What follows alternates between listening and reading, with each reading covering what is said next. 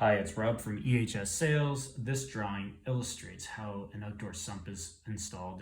As you can see, there's the blue water in the bottom where the pump sits and the perforated holes surrounded by drainage stone.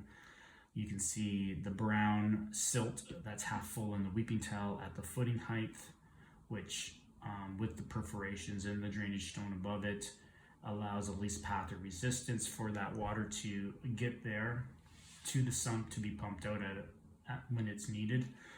Also, you can see that there's 4 extension pots added to the base model, which gets you to your desired height at grade. 9 times out of 10, you want to be a minimum 4 to 6 inches above your grade.